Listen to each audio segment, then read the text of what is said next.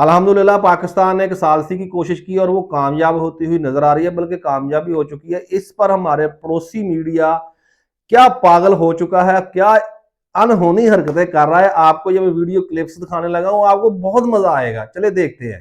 दोस्तों, ये जो खबर आई है ये सुन लीजिए। पाकिस्तान ने अमेरिका और ईरान के बीच छिड़ने वाला युद्ध रोक दिया है, दुनिया को हिला देने वाला कदम। पर क्या ये हमारे लिए जीत है?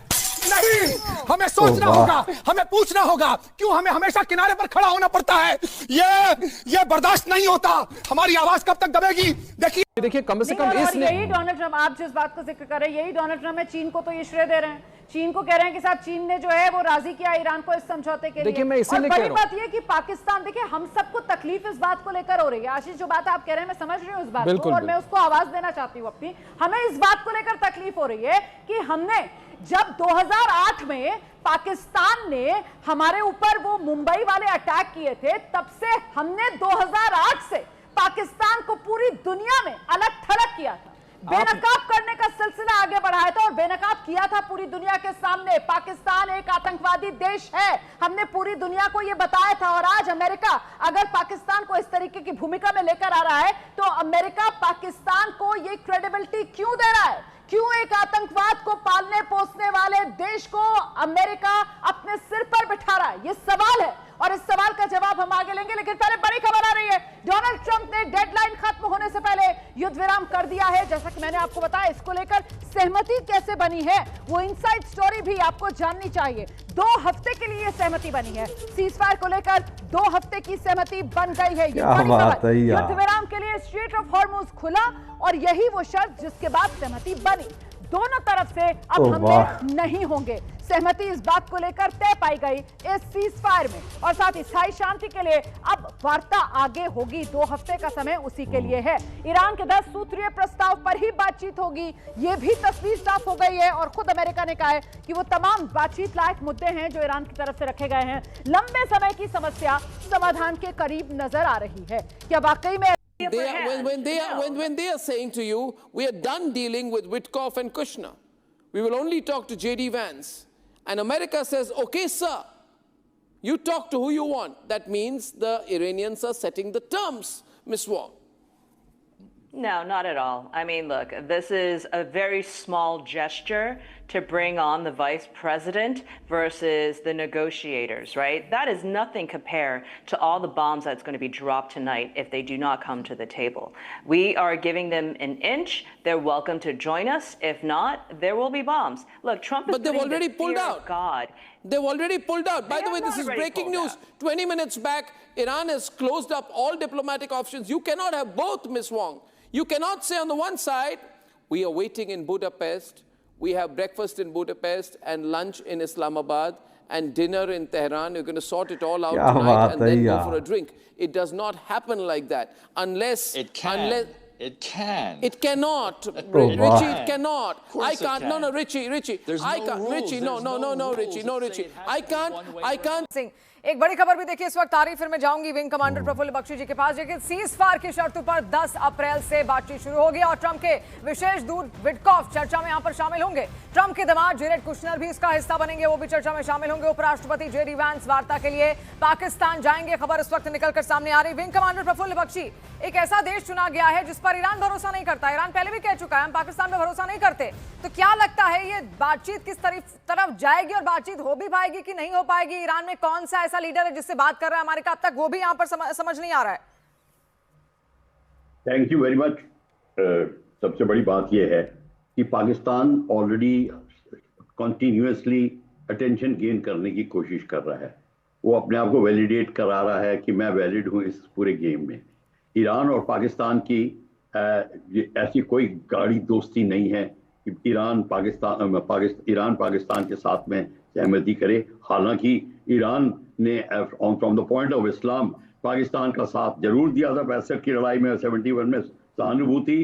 कश्मीर इशू पे भी उसने काफी देर तक सहानुभूति अपनाई थी, पर लेटली उसने अपना लैंग्वेज चेंज कर ली है, वो दूसरी बात है। पर वो उसको छोड़िए, ये पाकिस्तान जो हासिल करेगा तो उससे क्या ईरान खुश होगा?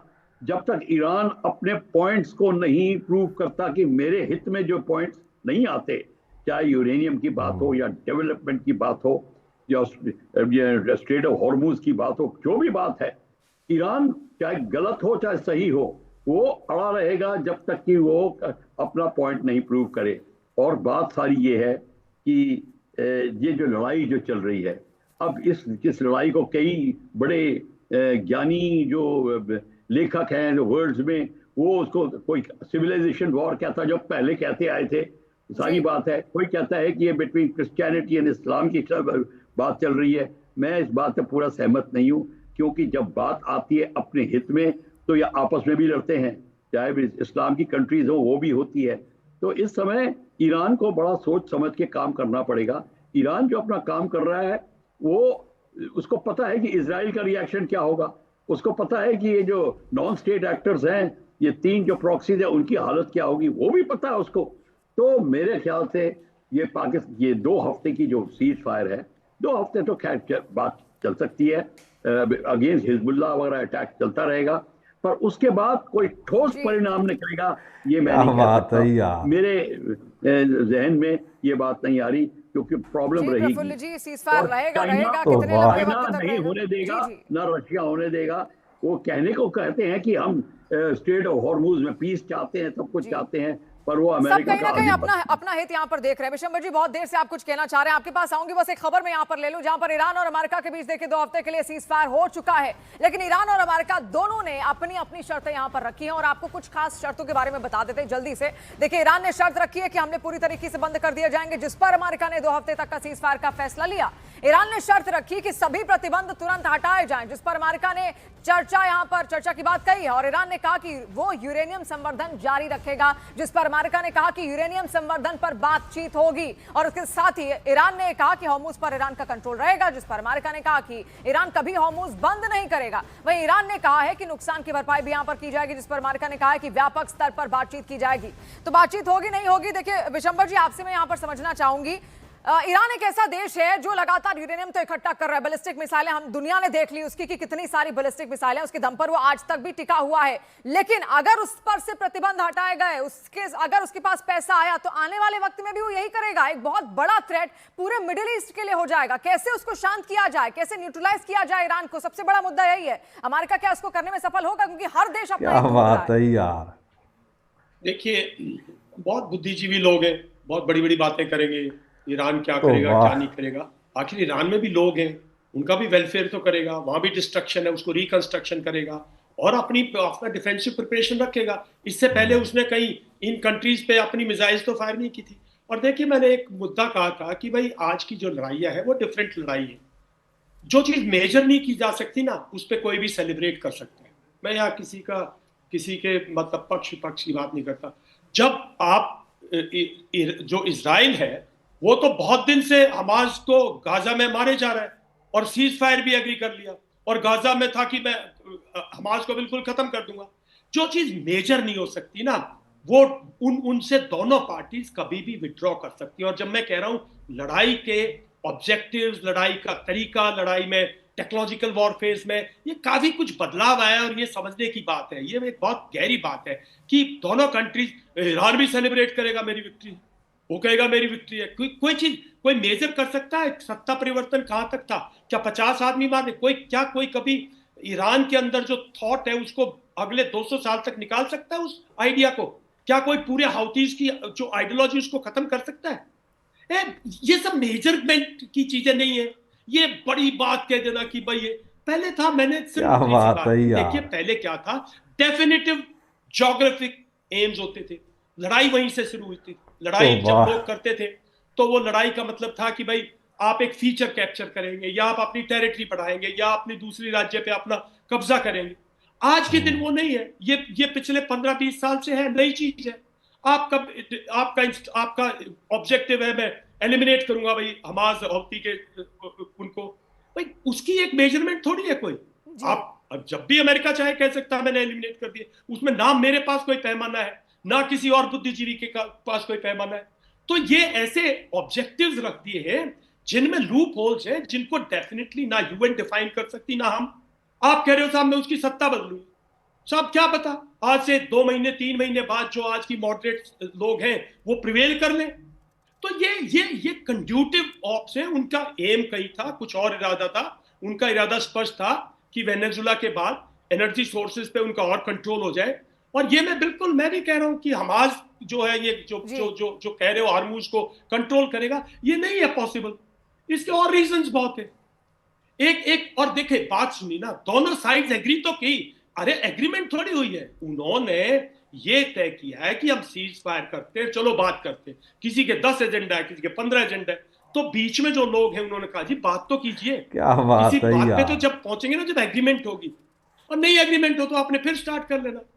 तो ये आज की जो लड़ाई है बहुत डिफरेंट है। पहले लोग घोड़े इकट्ठे करते थे, आदमी इकट्ठे करते थे, प्रिंसिपल्स ऑफ वॉर में कंसंट्रेशन ऑफ फोर्सेस था, फिर concentration of machinery, application of machine आए, टैंक्स। आज एप्लीकेशन ऑफ टेक्नोलॉजीज है। हमें नहीं पता कितना डिस्ट्रॉयड है ईरानियन कम्युनिकेशन सिस्टम, कितना डिस्ट्रॉयड है इंटरनली। और लॉस है, अमेरिका को लॉस है, फेस लॉस है। क्यों नहीं फेस लॉस है? वो एक स्टेट करके आया, दुनिया की सुपर पावर है, वो दुनिया को एक दिखाने आया था कुछ। Has he been able to show? नहीं। तो उसको ठेस पहुंची है ना। और ईरान खड़ा हुआ है ईरान। और इस एक नैरेटिव था कि भाई, एक नैरेटिव बना रखा था इजराइल ने और अमेरिका ने कि भाई यहाँ हाउतीज है, हमास है, और हमें ये मौका मिलता है कि हम ईरान को अमेरिका को भी हुआ और कहीं ना कहीं इजराइल को भी नुकसान हुआ है। उसकी भरपाई अब कैसे होगी, ये तीनों बातचीत करेंगे तो शायद कुछ यहाँ पर निकल पाए। हाँ जी, आपने वीडियो देखी, आपको मजा आया होगा। देखिए, इन लोगों को सिर्फ एक ही मसला है कि पाकिस्तान ने ये क्यों किया। पिछली किताबें खोलकर बैठ जाते हैं जो इन्होंने खुद लिखी होती हैं, जबकि दुनिया ने उसको भी नहीं माना था। देखिए, पाकिस्तान एक पीस प्रोसेस करने वाला इस वक्त मुल्क है और सारी दुनिया में उसकी एप्रिसिएशन हो रही है। नहीं हो रही तो हमारे पागल पड़ोसी की नहीं हो रही, इनको बर्दाश्त न। देखिए कैसे उठा कर फ्रस्ट्रेशन में अपना लैपटॉप वगैरह फेंक रहे हैं, मान ही नहीं रहे ये क्या हो गया। बात बस दरअसल ये हो चुकी है कि इनके सर पर जूते पड़े हैं। लोगों के सर पर ओले पड़ते हैं, इनके सर पर जूते पड़े हैं और ये इनको बर्दाश्त नहीं। ये तो कह रहे थे कि पाकिस्तान के हमने इतने 40-50 साल लाकर, बल्कि 60 साल से ये प्रोपेगेंडा कर रहे थे कि पाकिस्तान एक टेररिस्ट स्टेट है। लेकिन इस वक्त आप लोगों को पता है कि पाकिस्तान का क्या किरदार है दुनिया को बचाने में, इंसानियत को बचाने में। जो लोग इंसानियत को बचाता है ना, वो साफ ज़ाहिर है फिर उसकी दुनिया कदर करती है। लेकिन ये इंडिया जो है ना, ये इसके पागलपन में कोई कमी नहीं आ रही, बल्कि ये बावले हो चुके हैं और अपने जख्म खुद चाट रहे हैं, बल्कि अपने आप को जख्म भी खुद ही लगा रहे हैं। इनकी एक नहीं चल रही और ये पागलों की तरह, क्या अल्फाज बोलूं, बिलो द बेल्ट बोलना नहीं चाह रहा मैं, लेकिन जो इस वक्त सफारती महाज पर पाकिस्तान है ना, वो काफ़ी ज़्यादा स्ट्रॉन्ग है। और इंडिया में काफ़ी ज़्यादा ऐसे लोग नहीं, ये नहीं है कि सारे ऐसे ही बकवास करते रहे हैं। पर इंडिया में बहुत ज़्यादा ऐसे लोग भी हैं जो कि समझ रहे हैं और मान भी रहे हैं कि पाकिस्तान ने एक कलीदी किरदार अदा किया है इंसानियत को बचाने के लिए, जंग को रुकवाने के लिए। खुदा ना खास्ता अगर जंग हो जाती तो अल्टीमेटम जो ट्रंप साहब ने दिया था वो निकल जाता आगे। तो मेरा नहीं ख्याल है कि, क्योंकि फ़ज़ाई बरतरी तो अमेरिका और इसराइल को ही हासिल थी। इन्होंने तो सिर्फ मिसाइल टेक्नोलॉजी पे भरोसा करके इंडिया ने ईरान ने और इसके दूसरे जो आन गुआन के लोग थे उस पर इसने फायरिंग की है, मिसाइल दागे हैं। अदरवाइज इसका बहुत ज़्यादा नुकसान होना था, ईरानी लोगों की भी बहुत ज़्यादा हलाकतें होनी थी। साफ ज़ाहिर है कि जब ईरान पर हमला होना था इतना शदीद, तो ईरान ने कौन से चुप करके बैठ जाना था। तो ये एक इंसानियत की बेसिकली खिदमत की है पाकिस्तान ने और एक अच्छा किरदार अदा किया और पूरी दुनिया इसको मान रही है। नहीं मान रहे तो ये पागल लोग नहीं